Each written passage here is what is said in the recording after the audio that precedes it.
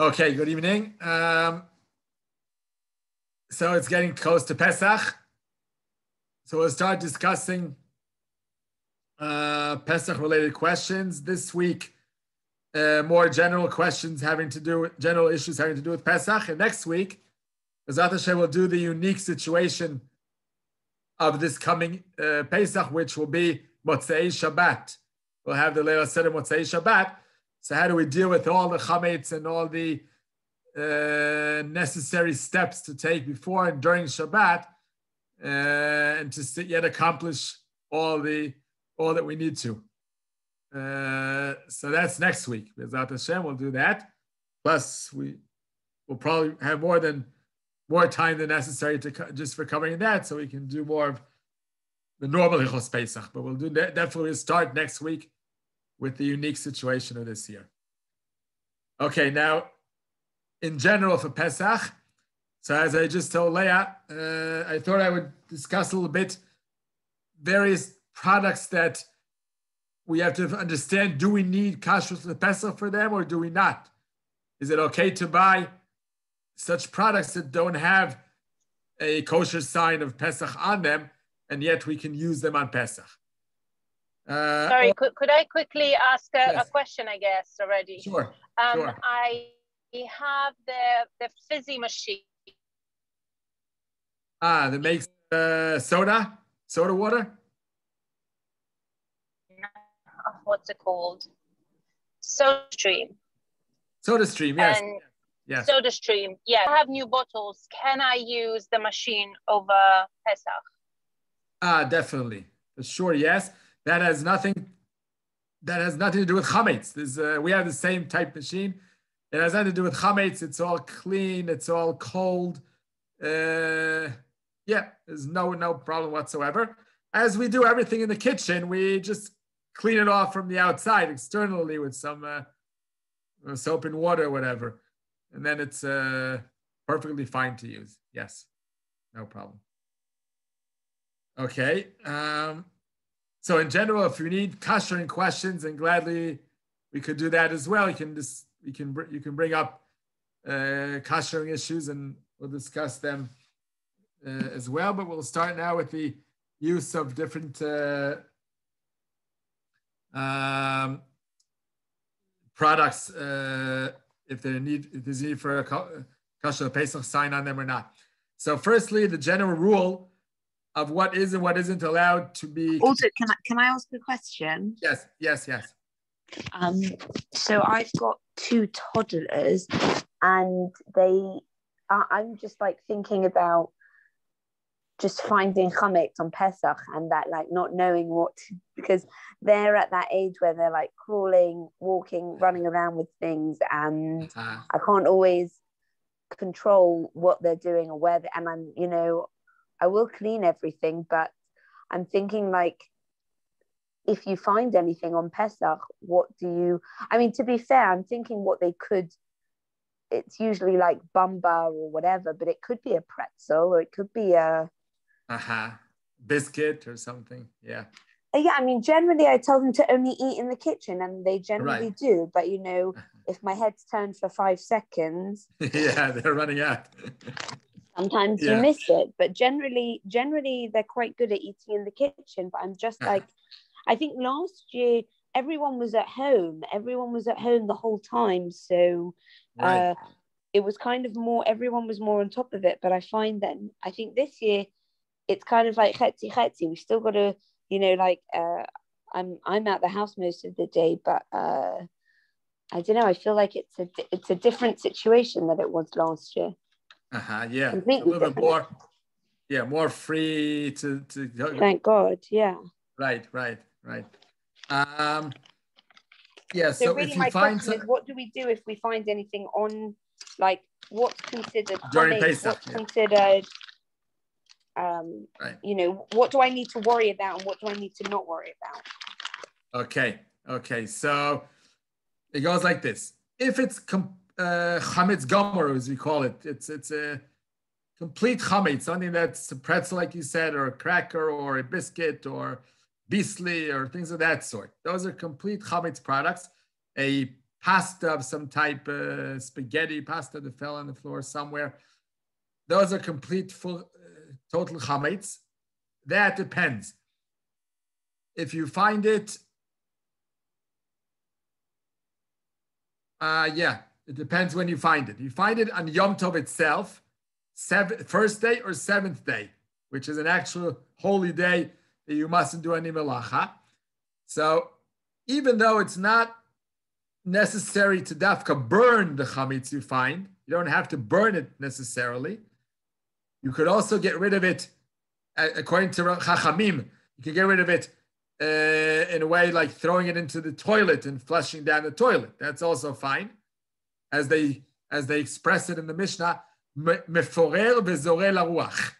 You take the chametz, you make crumbs out of it, you crush it, and throw it in the wind, and let the wind take it away.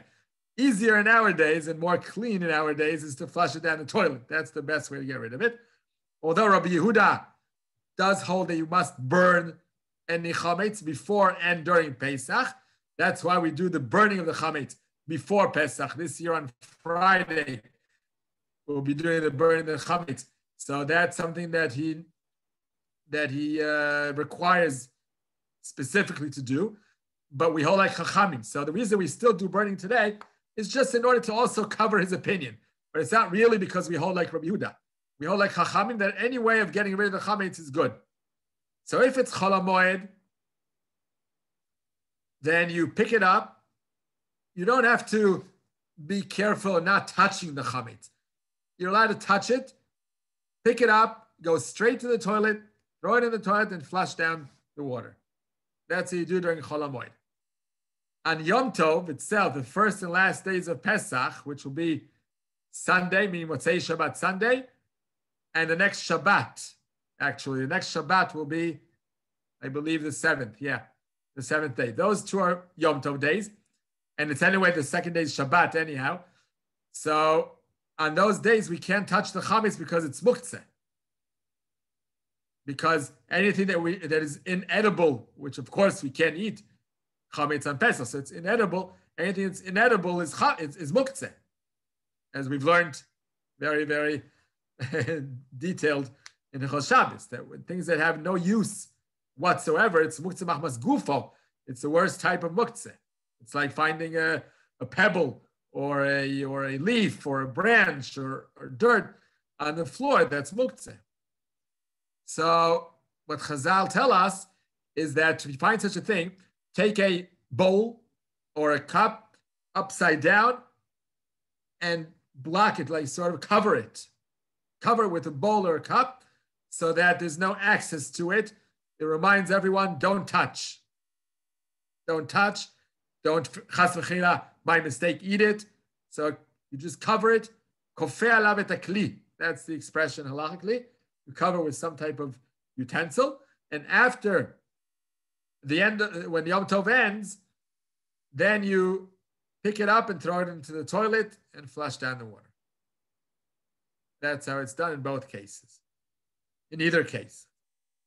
Now, of course, we also have b'dikat chametz, meaning besides the cleaning of the house thoroughly before, as much as we can, usually our husbands, the men of the family, do the b'dikat chametz, which they go by with a candle all around the house in every corner and check for chametz. So, I mean, if they're good inspectors, they should be finding every pretzel or every cracker or every pasta that's on the floor somewhere.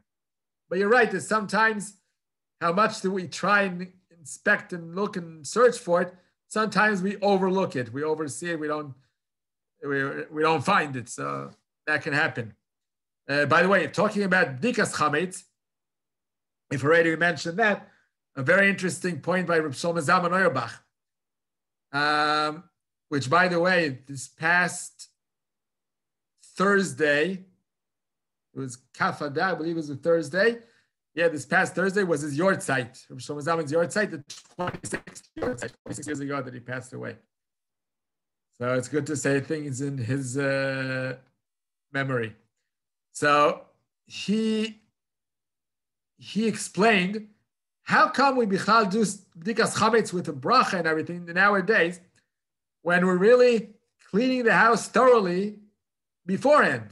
We worked 2 weeks or so to clean the entire house, every place possible, and we scrub and clean. Why do we still need to do bdikas chametz? It's all cleaned out, checked for chametz, everything's fine. So he says, really nowadays, the bdikas chametz isn't like the days of Chazal, where they used to actually check for chametz because that was the only night that they took care of the chametz. Seems to be that they didn't clean the house thoroughly before. During the bdikas chametz, they got rid of every chametz they found, and that was it. Truth of the matter is, it's really enough, because the reason we clean the house for 2 weeks before, at least some even started earlier, is because we're afraid of dust. A lot of us are cleaning for dust and general cleanliness. It's like even, I think, in the general world, in the Goyish world, they have spring cleaning. It's a concept, spring cleaning. It's like a comfortable season of the year to clean the house once a year. So we use Pesach as an excuse to clean our home from everything. But really, if you search just for chametz, it could take half a day and we're done. In half a day, we're done with all the chametz, or even less. So, but since we do clean out the house, we're very, very concerned of cleaning every single corner in the house and every drawer and every window and everything. So why do we still do bdikas chametz? So it says Shlomo Zalman Auerbach that all we're doing by bdikas chametz is making sure that we had cleaned every spot. We don't have to actually check the place, each and every area itself. We just have to make sure it's cleaned out. How do we do that? So he used to take his family members to each room that is of that kid's room, or his wife, where she did some of the work to clean, which is most of the work. So all he did was, he came into the room, he opened a closet and asked the child of that room, was this closet cleaned out thoroughly?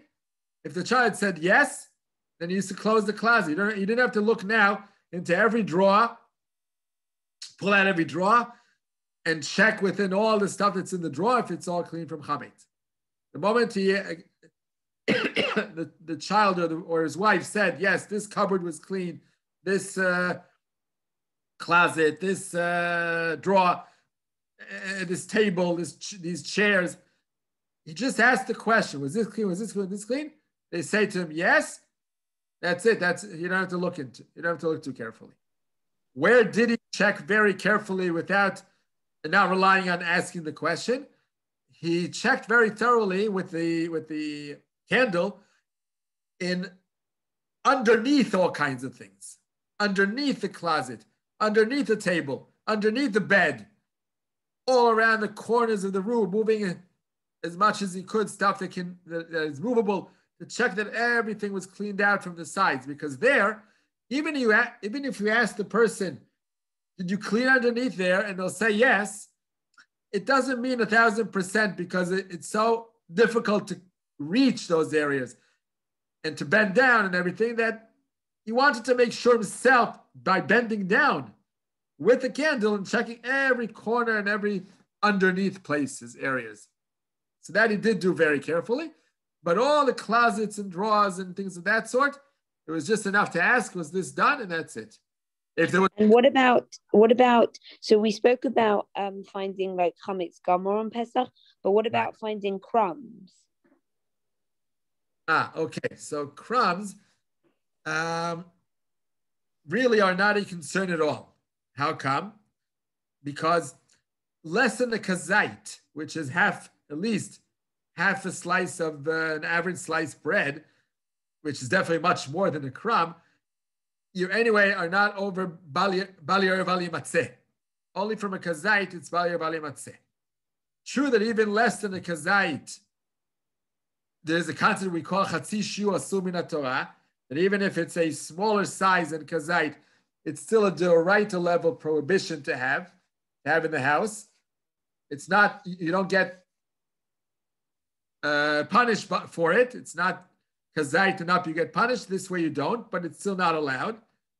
But the poskim say that if it's crumbs that are on the floor, and don't forget, your husband will be doing bitul chametz before Pesach. Bitul chametz means that he declares kol chamira v'chamira dika bershute dechazita dechazita v'chule v'chule libatel v'levehevke ke'afra de'ara. This is a declaration that any chametz is still left over in my house. It should be like dust. I regard it like dust. It's nothing. It's not food. And I declare that it's hefker. Hefker it's not mine. I don't own it. Anyone can take it.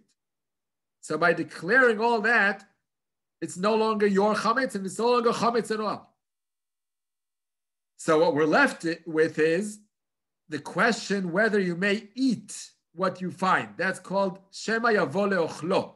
Chazal were concerned that even after the bitul that we did, and by the way, we also sell our chametz, selling all our chametz to the goy, which includes everything in the house that may be left with chametz, it's all sold to the goy.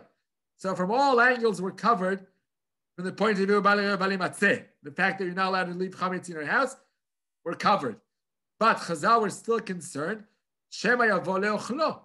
You may by mistake find a cracker and eat it, forgetting that it's Pesach. And especially by Pesach, Chazal were concerned because it's a very common, the foods that are chametzik are very common all year round. We're not used to not eating them. We're used to eating them. So if you find a wafer or something, your child, your kid is used to eating it. So he'll eat it without thinking because he'll forget that it's Pesach that moment. So that's the concern the Chazal were afraid of and therefore made us check every single place for chametz. But regarding crumbs, no one will eat crumbs from the floor. Something we don't eat. There's no chance in the world we'll take a crumb and eat it.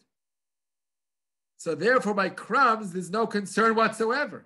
From the point of view of bali matzeh, it's both less than the kazait, and it's been sold and been mevutal. It's nothing. It's like dust. We declare that it's nothing. So it's really no problem bali matzeh. From the point of view that you may eat it, also crumbs from the floor, no one eats. People step on it. It's disgusting. It's dirty. No one eat it. No one would eat it. So really, there's no problem whatsoever with crumbs that are on the floor on Pesach. That makes it even more amazing to how much work we go through before Pesach to make sure everything is speckless clean with no crumb of chametz. And really, it wouldn't be such a great problem if there would be some crumbs left over on the floor. It sounds maybe crazy, but it's really... Sorry, Rabbi, you said about crumbs considered less than kazayas, but a Cheerio is less than kazayas. And my kids happily, if they find a Cheerio stuck between somewhere, especially a 4-year-old, will stick in his mouth. Uh-huh. So it's definitely less than kazayas, and be it a pretzel or whatever else. Right. No, so that's why I said specifically crumbs, because anything that's, I said, even less than the kazayit, and it was mevutal and sold to the goy, we did all the stuff we need before Pesach. So even though we're not going to be transgressing the sin of bali matzeh, but the fact that you were still afraid you may eat it, that still exists. And that's why we must clean out the house from every pretzel, from every Cheerio, from every wafer, from every such food that may be on the leftovers somewhere in the house. That's definitely, you're right. That mustn't be kept in the house. And for that, we said that if we find such a thing on Pesach, if it's Chol HaMoed, we go immediately to the toilet, flush it down the toilet. If it's Yom Tov, we cover it with something till the end of Yom Tov. And then when Yom Tov exterminates, we go throw it in the toilet. So that's true. For Cheerios, that's true because one may eat it. But if it's actual crumbs on the floor, no one's going to eat that. So truth of the matter is, you don't have to be lifted from the floor. It can stay there all Pesach long. If you're not comfortable with having those crumbs on the floor, if you find such a thing, then you can sweep them into the toilet again. The concern of one may eating something is true if you're just allowing it to stay, to exist. But if you're taking it in order to get rid of it, then you're not going to eat it on the way. Your whole intention now is to go and throw it and get rid of it, so you're not going to eat it. So that's why you're allowed to pick it up and throw it into the toilet and flush down the water. So that's for finding chametz. Now, I just remembered, Julie, before you also mentioned bamba. Now, bamba is kitniot. For Ashkenazim, we don't eat them. We don't eat kitniot. Sephardim eat it. There, it's definitely not muktzeh on Yom Tov because it is edible to other Jews in the neighborhood. It's not inedible. Chametz is inedible. No one can eat it. But no Jew can eat it. But kitniot can be eaten by Sephardim. So it's definitely not muktzeh. We don't even have to get rid of it. There's no problem for kitniot to remain in the house. You can keep bags of bamba in the house. If you'd like, you put it away in a secluded area where you've sold to the goy, just in order not for people not to, by mistake, reach and take it and eat it. But you don't even have to do that because the concern Shema Yavo Le'ochlo that we said before, Chazal were afraid that if you leave chametz in the house, even though it was sold to a goy and you did bitul, so it's no longer yours and it's not a problem. But for the point of view, you may eat it. That's why you have to get rid of it. So by kitniot, there's no such gzeira. The whole idea of kitniot is already a gzeira. It's already a rabbinic decree not to eat kitniot. Now you're going to say that we're going to make a decree upon decree? That's called gzeira l'gzeira. We don't do that. We want to go so far into prohibiting things so far-fetched. So you're allowed to leave bags of bamba in the house, even openly. Just make sure Ashkenazim don't eat from it, but you don't have to close it somewhere in a secluded area which you don't enter, you don't open at all. If you want to make sure no one's going to touch it, then put it there, okay. But it's not something you must. So definitely, if you find a piece of bamba on the floor somewhere, or in a closet, or underneath something that wasn't found before Pesach, there's no problem. You can leave it there, or you can throw it in the garbage, but you don't need to flush it down the toilet. It's not chametz at all. So that's with regards to all the kitniot type things. That's definitely true. And by the way, if we spoke about kitniot, I must tell you something that we heard last year or 2 years ago from Rav Yaakov Ariel. He was here in town. No, it was probably 2 years ago because last year was the corona. 2 years ago, he came to town to give a shiur once before Pesach. And Rav Yaakov Ariel is one of the biggest posek we have in the Tilumi world today. He used to be the Rav of Ramat Gan. No longer is, he retired, but used to be the Rav of Gan, and he's the heads of all kinds of organizations in the Tilumi world. So he came here and told us something very shocking.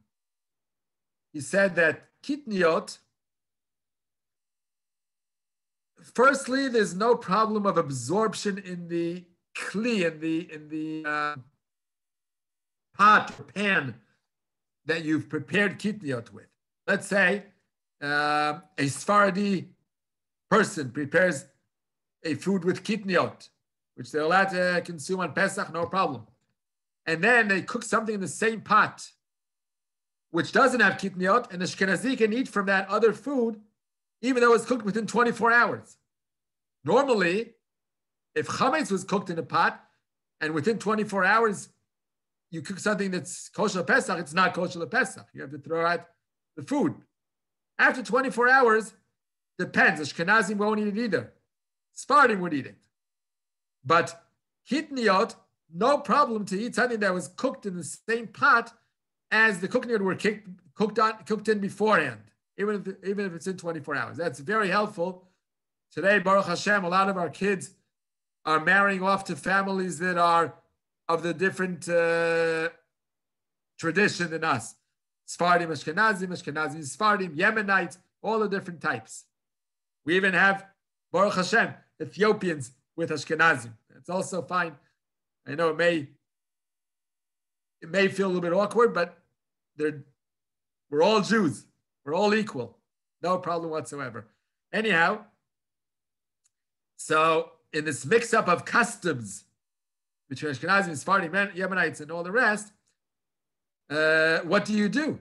If, let's say, your son or daughter marries a Sephardi boy or girl.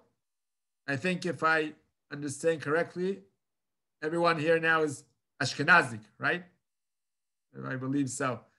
So if one of your children marries a Sephardi boy or Yemenite, and they eat kitniot on Pesach, so your daughter or daughter-in-law will be preparing, well, it depends who the husband, it goes by the husband. The husband is Ashkenazic, so you have a Ashkenazic home. The husband is Sephardic, you have a Sephardic home. Anyway, if you get a Sephardic son-in-law, and their house is now eating kitniot, which is totally permitted for your daughter to eat kitniot in that way, that's one of the reasons they may search for a Sephardi, look for a Sephardi in order to get this leniency.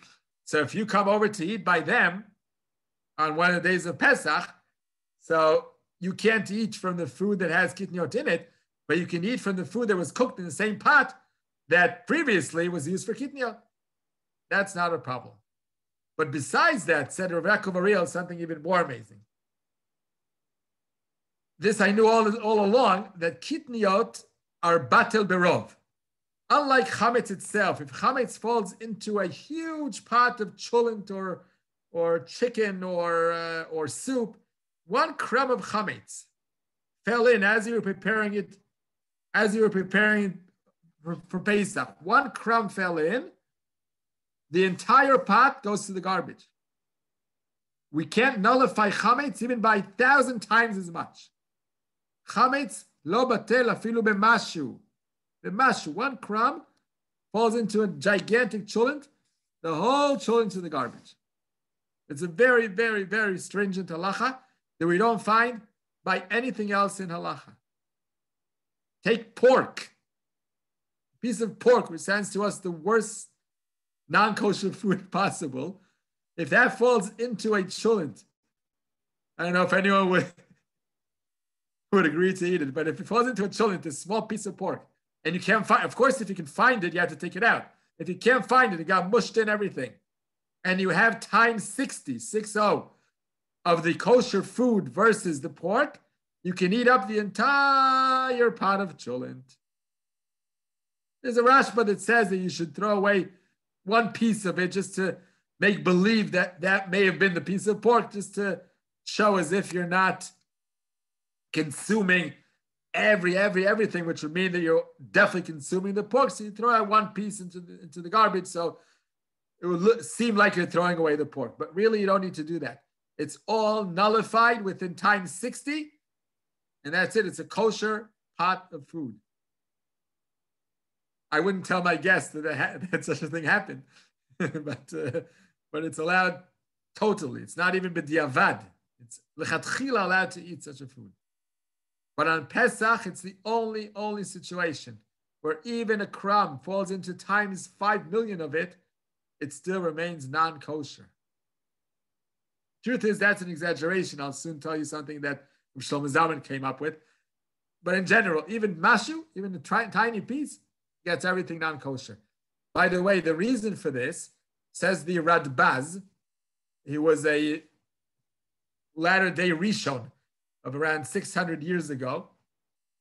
He writes in his response that he tried figuring out why is it so that Chazal, it's a rabbinic halacha that chametz doesn't get nullified even b'mashu. From the Torah's point of view, it's like any other non-kosher food. Times 60 and you're done. You can eat it. But rabbinically, it's forbidden even b'mashu. Why is that? So you say you try to investigate all kinds of ways to understand it. You got to the conclusion that there's only one way to understand it. It's because Chazal tell us that chametz resembles the Yetzer Hara. Se'ol shebayisa. And on Pesach, the whole idea of the 7 days of Pesach not eating chametz is that we try to get completely rid of our Yetzer Hara, completely purify ourselves, completely be free. Chag HaCherut. Cherut of what? Not just free from slavery. That's easy. We're all free from slavery. That doesn't do much. We're free of Yetzer Hara. We don't get angry for 7 days of Pesach. We don't lie for 7 days of Pesach. We don't speak Lashon Hara for 7 days of Pesach. We're completely holy. No Yetzer Hara. That's the idea of chametz. We're not in touch with the Yetzer Hara at all for 7 days. So says the Baz, the moment there's a drop of chametz in your pot, so there is some Yetzer Hara there now. We want to get rid of it totally, so we're not going to eat that pot. It resembles the Yetzer Hara, so we're not going to. So it can't get nullified. We can't be close to Yetzer Hara in any way. So that's his idea. That's the reason why it's so. Anyhow, all this is by chametz gamur. But if you have kitniot that fell into a pot for Ashkenazim, fell into a pot that's kosher Pesach for them, no kitniot, and it's times 60. No, sorry, made a mistake. By kitniot, enough that it's majority versus minority. Rov, batel berov. You don't need 60 times the amount. You need just majority. So let's say if 10 gram of, let's say a hummus bean or a string bean or a pea fell into something that's just double the size, double the amount of what fell in, already you're allowed to eat it. You don't need times 60. You just need more than 50% of the kosher versus the kitniot, and you're done. It's all kosher. Providing you can't tell where that kitnia is. If you can see it, then you have to take it out, of course. But you can eat but you can still eat the rest of the food. If you can't see it because it got all dissolved into the mushed and dissolved into the kosher food, and it's majority versus minority, it's kosher to eat. For Ashkenazim as well, we eat that type of food, no problem. So says Yaakov Ariel. Now, wait, one more point. Even though kitniot gets nullified on Pesach, even for Ashkenazim, you're allowed to eat it in this case, you mustn't do so lechatchila. Meaning, we can't just nullify a non-kosher food within times 60 or majority versus minority. We can't just do it lechatchila to get it dissolved and nullified and then eat the food. That's not allowed. And only if it happens by mistake that it falls in, then it gets nullified in different cases in different ways. Says the Yaakov Ariel, if you go to your son-in-law's, to your daughter and son-in-law's house, whose son-in-law is Sfaradi, and they prepare food with kitniot, but if the majority of the food is non-kitniot, within that same pot of food, that same food itself, not that it was cooked beforehand, that same food, product that was cooked with kitniot, but there's a majority of ingredients that aren't kitniot, Ashkenazim can eat that food. They can eat the food as long as you don't see the kitniot. You can't see the rice. You can't see the peas. You can't see it because if you see it, you can't eat it. But if it's dissolved and mixed in thoroughly that you can't tell anymore that it's kitniot, and there's a majority of non-kitniot, you can eat that food itself. How come? Because we said it gets nullified by majority. Now you could ask the question, but this is put in on purpose. Your daughter prepared this on purpose. The ingredient calls for kitniot. But the answer is she prepared it because she eats it on her own, for her family. So she's allowed to put it in lechatchila. It's not an Ashkenazi who's trying to get around halacha and make the kitniot nullified. She's doing it because she wants to eat that dish and she's allowed to do it. Now that you come over and eat, it wasn't done on purpose to nullify the kitniot which aren't allowed. It was done because it's allowed to be done. So now for you, you're allowed to eat it because it's nullified within majority. As long as you can't tell where the kitniot product is within that food. That's a big, big leniency.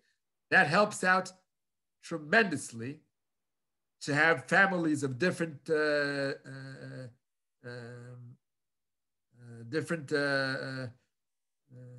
rulings and customs to be able to eat at each other's homes, especially Pesach, where it's so difficult because of all these differences. Okay. Yeah, you see Leah is asking about plastic or paper goods. So very good. That's a point I would like to discuss as well. Let's do that now. In general, all plastic goods, disposable plastic goods like plates, cups, cutlery, plastic, are all kosher lePesach without need to have it say kasher lePesach. It's stupid.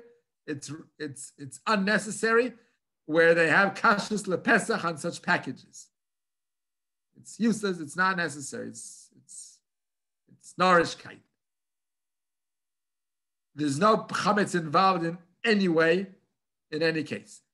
Now, if you open the package before Pesach and start using it with chametz, you could continue using it on Pesach. Just make sure you inspect it very, very well that no crumb fell into the package, as if you had it open before Pesach.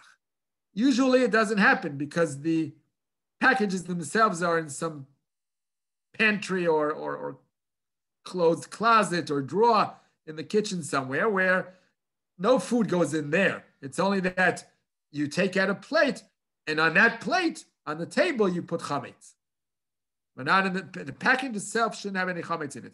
But just to make sure, inspect it very well, very thoroughly before Pesach to see that it's really clean. And then you can continue using it on Pesach. No problem. And again, if you buy package, yeah. Sorry, what if the package was on your countertop?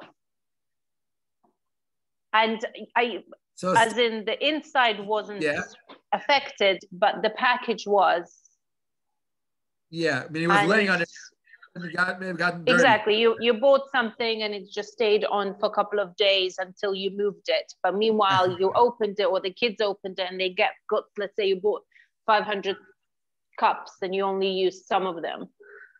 Now, the stack shouldn't have left the packaging and shouldn't have, but what if the kid, let's say, brings 20 cups to the table, and then you're like, well, no, we don't need 20, just go take one, put those back. Right. Would that affect the situation or not? It all depends on the reality itself. If he put the cups on the table where it's very dirty, very filthy, and he got the underneath surface of the cup very dirty, and then it went into the cups that are in the original package, in the stack of cups, and then it got the cup dirty from the inside, the one they got into. So you're in problem. So you have a problem there. It all depends. No, but if nothing is visible, obviously the table hasn't been cleared of chametz, but they put it on the table, and then either you had too much or whatever else, and you moved it. So the table wasn't like non-chametz because you didn't clean it dafka because of the chametz. Let's say, I don't know, if it was some cereal on there and it wasn't like pieces, but it wasn't completely clean. And you put it back.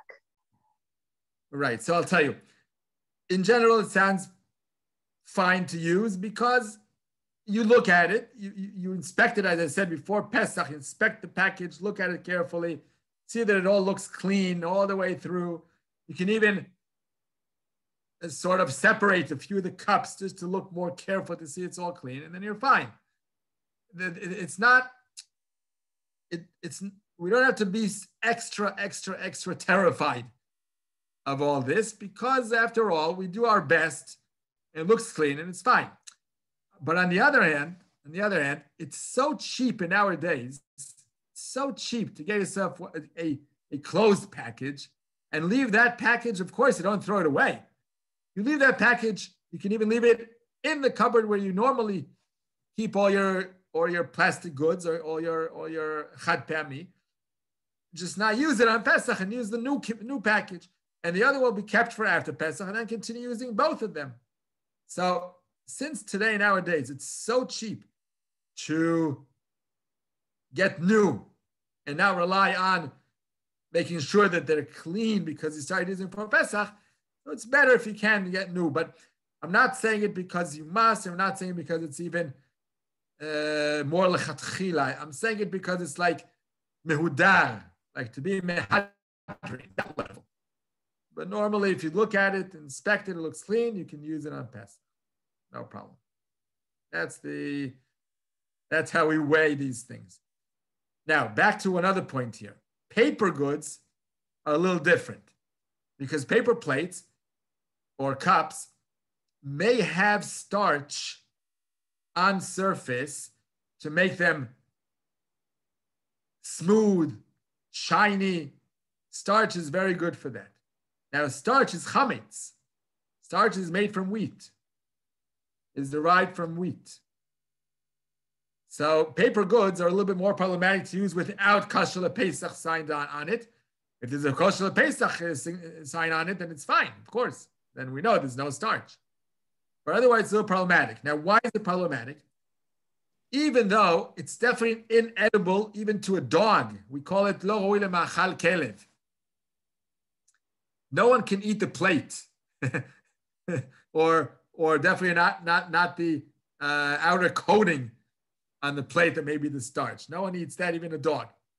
So really, it's not a problem either to use even paper plates that don't have a special kosher lePesach sign on them. But there is a concept called achsheve. Achsheve means in halacha that if you consume something, you eat it, even though it's inedible, you're transgressing a rabbinic sin called achsheve, that you've given it the form of food. By consuming it anyhow, you've given it subjectively the definition of a food, and therefore rabbinically you've done something wrong. Now here, you're not even eating it, but since hot food may be placed on the plate, and that starch will now, by being hot food, it will be absorbed into your food, and you're going to consume the food. So in the end, turns out that you're eating the starch, or parts of bits and pieces of the starch. So that's why poskim say that by paper goods, better yet if you do have the kosher lePesach signature on the package, and use only that type on Pesach and not the paper goods that don't have that sign on them. That's one thing you should be careful. Same is also true for toothpaste, that even though toothpaste is also inedible to a dog and to anyone else, no one eats toothpaste, but it may sometimes go down your throat by mistake, a little bit of it as you're gargling or whatever. You may have some left over on your teeth and you swallow it. So since you may swallow, and again, we said by swallowing, you make it as if it were edible rabbinically, and therefore forbidden. So for toothpaste and mouthwash, one should get the kosher lePesach ones and not use. But again, it's not terrible at all if you use the ones that don't have the kosher lePesach sign on them, because after all, you're not really intending on eating these things. It may happen by mistake that you swallow, but it's not your intention, and therefore it's barely could be considered achsheve even. So it's not, don't make a whole fuss out of it. And again, if you're invited to a person's home that only has a regular toothpaste and not the ones kosher lePesach, and you feel terrible without brushing your teeth, you can use it. It's not that level that don't touch. It's not on that level. Now, another very, very important halacha. Soaps, shampoos, conditioners, detergents, you name it, all these type of products that have nothing to do with food, inedible totally to a dog and to everyone else. Even if they have chametz mixed in as one of the ingredients, and you know so for sure, it's written in the ingredients, something that you know comes from is a derivative of wheat or of any of the 5 grains. Even so, Shlomo Zalman allows using it lechatchila. You don't need to get at all these types of things kosher lePesach. If you're in the middle of... to ask a question, sorry, Rabbi. Yes. We use at home, some of the children have sensitive skin. There's a particular brand of moisturizing cream, and it's like a wheat-based cream. So is that still, we always put it away at Pesach. It's not vital. I'm just interested though, is that something that you could use, even if it goes on your hands and there's a danger, or if you put it on your face, that it could somehow be consumed in a small way? Well, I'll tell you, your hands, I can understand. Your face, not really. if it's on your cheek, forehead, those external areas that are far from the mouth, if you put it on your lip, that could be problematic, like lipstick. Oh, by the way, cosmetics, all the women cosmetics are also under this category of no need for kosher Pesach cosmetics. No need. And how come they always have lists of them? Like I remember there used to be lists of what was kosher and what wasn't in like Jewish newspapers. I know. They still come out till today. And I'll tell you another thing. Medicines, pills and medicines of those type, Rabbi Shlomo Zalman says no need for kosher Pesach ones. They're inedible. You just swallow them down. No one chews them and eats them up. Even though you're consuming the medicine, it goes into your mouth and down your throat and into your body. But it's not considered achshaveh. You're not eating it. To achshaveh means to eat something. So even that he says, now you know how many lists come out every year? By the Badatz and by the Rabbanut and by this and by that, which medicines are allowed, which medicines are not. Shlomo Zalman says they're all kosher Pesach without need to be kosher Pesach. Except for those medicines that are tasty. They have very good taste to them, like akamoli syrups. They taste good, so those have to be kosher Pesach. Because those you actually are drinking. Normally, you're drinking it. Although it's not something you would drink if you weren't sick or you need it, but it's a drink, after all. Or the sucking candies that are good for sore throats, but they have good taste to them. Lemon, honey. You can't, there's those you have to have kosher Pesach ones. But all other fruit, all other pills and medicines that go down your throat without chewing and eating them normally, do not need kosher Pesach. There are stringent opinions out there by rabbis who hold differently, who do require kosher Pesach for all these products, even soap, shampoos, and all that. And by the way, the moisturizer is the same answers for the moisturizer. It's not a food at all. Just if you rub it into your hands and then you're holding something to eat, so then it might rub off onto the food and then you'll be eating it together, chewing it together with the rest of the food. That I would be a little careful about. So all you have to do is rub it in and wait an hour or two till you touch food. Or after you rub it in, wipe your hand with some towel or serviette, a napkin in American English, to make sure that your hand is now dry, and then touch the food. Or eat with a fork and spoon and knife, and don't not touch the food directly if you've just used the moisturizer on your hands. But it's only that concern that we're afraid of. All the rest of the issues involved are not an issue. Even though I said there are rabbis who are stringent about all this, but Shlomo Zalman, believe me, is the greatest, or one of the greatest poskim we had in our modern day, and it's definitely an opinion to rely on totally, and you will not be sinning in any way by relying on him. I won't go into the differences, halakhic differences between his opinion and others, but there's definitely strong grounds to view all this like he does. Leia's asking here, corn maze.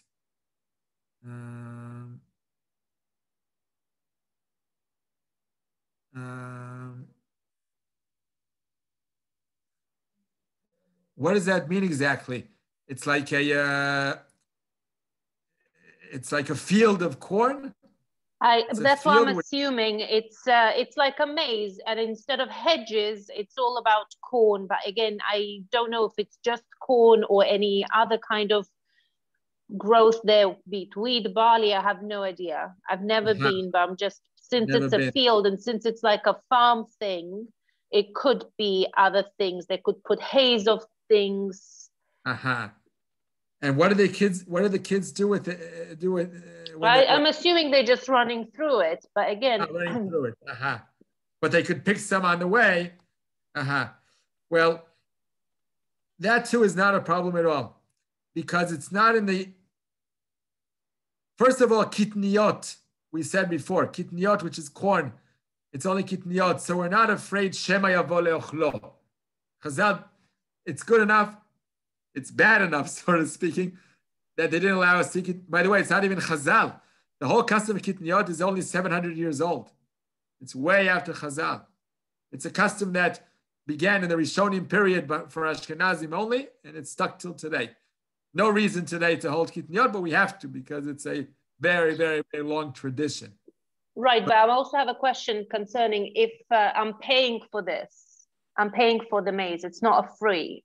Am I acquiring some sort of ownership by using the field where there could be kitniot?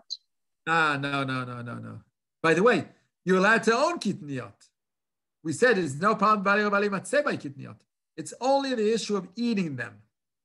And we're not concerned that if you have it next to you, you may eat from it. We just tell the kids. Right, but I'm sorry. It's in case it's not just kitniot, like buying a ticket to use the maize for kids to participate. But what if part of it, there is chametz things involved? Chametz, real chametz. So that too, by buying a ticket doesn't make you own the field. If you're buying an actual box of, and when you come out, you get a souvenir with a box of stuff of the growth that grew in that field, and of course not, if it has chametz in it. By the way, just stacks of wheat or kernels of wheat are not chametz. Only if after they were picked from the ground, they got wet with water and 18 minutes went by, they become chametz. And some even say that when it's a whole grain, it doesn't become chametzik even if it has water on it after it was picked from the ground for more than 18 minutes. It's only if it's crushed or ground to flour and water then added to it and 18 minutes went by, then it becomes chametz.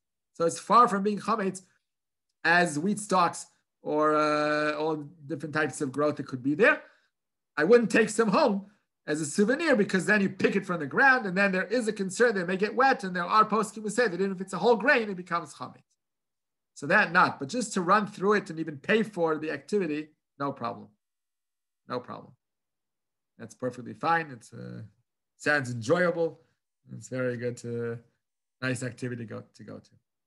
Okay, a few more minutes we've got.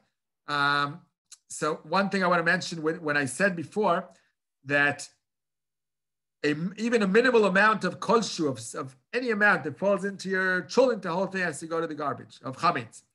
So that's true. But Rabbi Shlomo Zalman says another interesting point. He says even kolshu or mashu, even that which sounds like any amount, any skewal amount of nothing, he says there is still a minimum size for kolshu.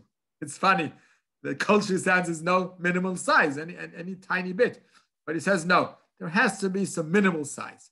What is he referring to when he says so? There are people, but this is a real extreme stringency, but we find such people by the hundreds or thousands in the more Haredi element, who feel that we mustn't drinking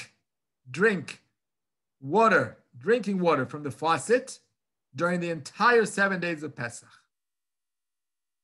How come?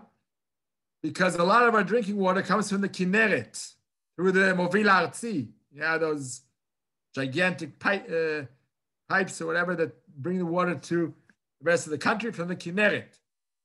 Now, in the Kinneret, people may have thrown breadcrumbs, in order to feed the fish. Or some they were eating a sandwich or a bun or something nearby to the Kinneret, and the crumbs fell in.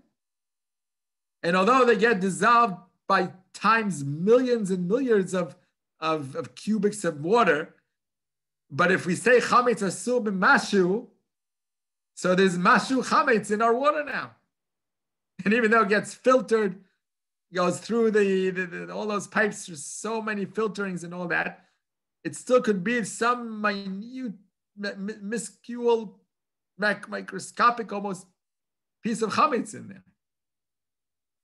So they don't drink water during the entire 7 days. What they do is they fill up bottles and bottles and bottles before Pesach, or they have a whole tank of water before Pesach, and before Pesach, the water that's there, it already is nullified. Anything that's in there is nullified before Pesach by 60 times. You don't need mashu. And by the time Pesach comes in, it's already nullified. The new water that you may use, they use on Pesach, that, according to them, is a problem. But all this is not necessary whatsoever. Shlomo Zalman says that's crazy because even mashu has to have a minimal size to it. It can't be that teeny weeny invisible size. We're talking about a crumb that you can see. Now you can't anymore because it fell into your cholent and it got dissolved in the cholent and mixed in. You can't find it. But had you been able to find it, it would have been a crumb of a size that you see in your eyes. Only that is chametz asur b'mashu, but less than that, totally allowed. So you can use your freely your running water, toss it, drink, no problem whatsoever. Okay, so I think we've covered nicely the chametz products and use of all the different types of utensils and kitniot, and a little bit of dikat chametz. Yes, one more point to mention before we finish for today. One more point. Sorry. Yes. Perfumes fall under the same thing that you said about the creams, the alcohol Correct. and the perfume. So I can definitely use my perfumes, any of them I want, just as long as I don't spray it on my hands. Yes, and then touch some food afterwards if you don't dry your hands. Yes, but that's interesting. Perfume is a liquid in the glass bottle, and then you spray it out. It sounds maybe crazy, but I did hear of poskim who are a little bit afraid that some people in in Russia or really tough people, tough men who consume alcoholic beverages nonstop. Rabbi, Yeah. that's 100%. Alcoholics will drink anything with alcohol. I grew up in Latvia, Serious? and 100%. If we had alcoholic coming, we would hide our perfumes away. They will carry them home with them, and they would drink them. Wow. I heard this from once upon a time. I couldn't believe it. Now you're telling me it's really accurate. It's true. Wow. So therefore,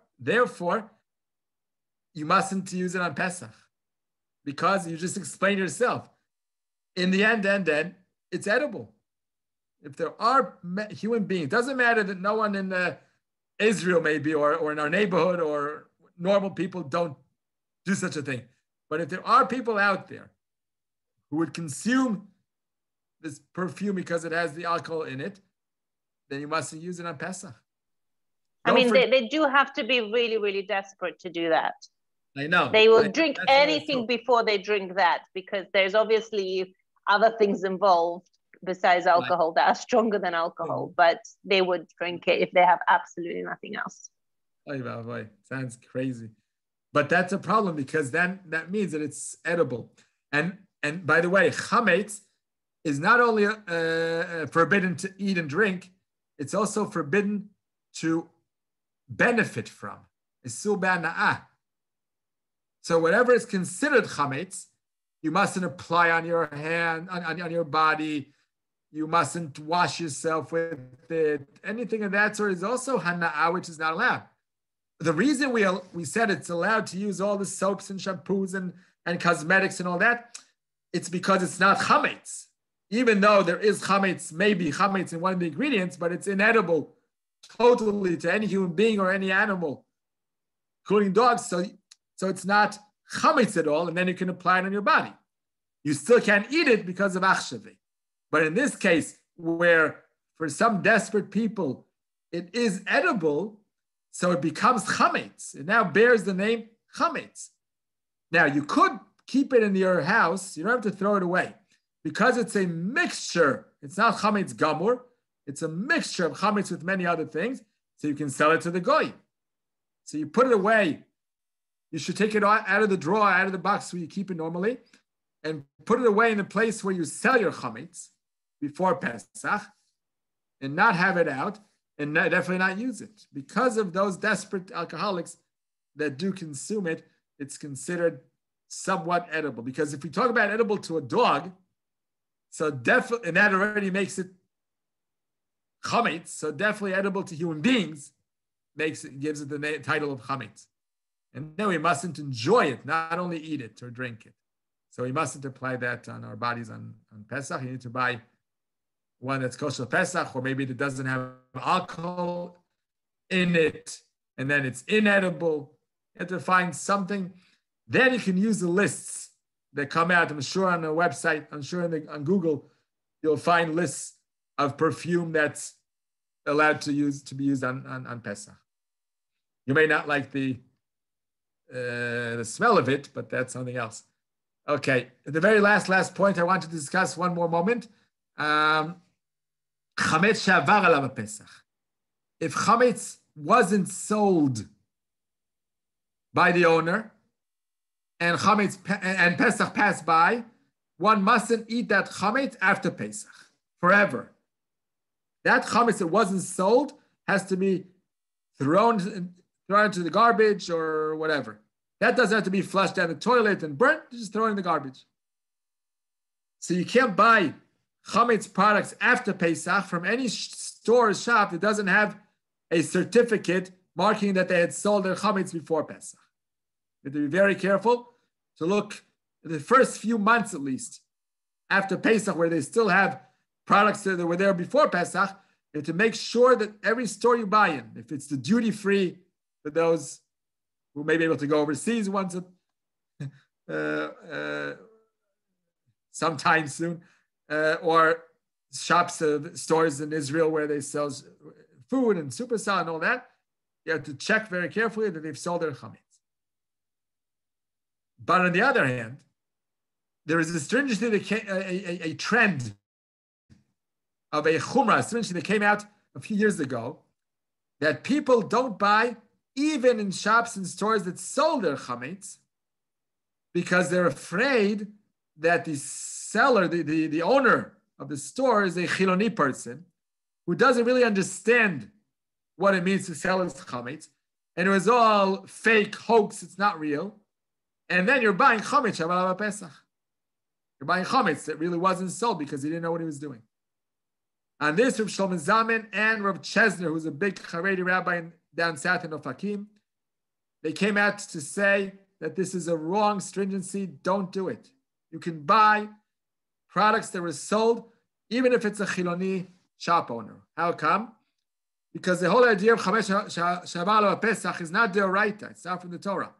It's rabbinic that Chazal didn't want people to keep chametz in their house on purpose to use it after Pesach. So they penalized those who did by saying you can't use it anymore. But if you sold your chametz, then you did the right thing. If you did the right thing, then you can eat it. Here, the shop owner, even if he's a chiloni, he did what the rabbinate told him. The rabbinate said, you want to keep your chametz, hold on to your chametz and sell it after Pesach, you must sign this in this contract telling us that you've sold your chametz. And he did so. So what do you want from him? Why penalize him? Why make him lose all his parnasa and not buy from him just because you want to be stringent and buy only stuff that was produced after Pesach? There's such a trend that if you go to Osherad or Rami Levi in Yerushalayim or Bnei Brak, you go to those types of super sales of food shops, you find that a lot of products after Pesach have written on them Ne'efa le'achar Pesach, or even Ne'efa mikemach shenitchan le'achar Pesach. And people choose to buy only such products that were baked and made and prepared after Pesach. And it's totally wrong. There's no need for such a thing. It's just a misconception of what the Isser is to begin with. So we're definitely fine as long as we have that certificate on the shop that they've sold their chametz. Okay, so that's it for today. B'ezrat Hashem, next week, as we said, we'll first discuss all the different angles of Shabbos occurring on Erev Pesach like we have this year. And if we have time after that, we should have some time after that, we'll do some Leila Seder halachas, that the many of them, but we'll try to touch on some interesting points on Leila Seder as well. For Leila Seder as well. Okay, so call to. Thank you. Thank you. Week. You're welcome, and Shabbat Shalom. Call to.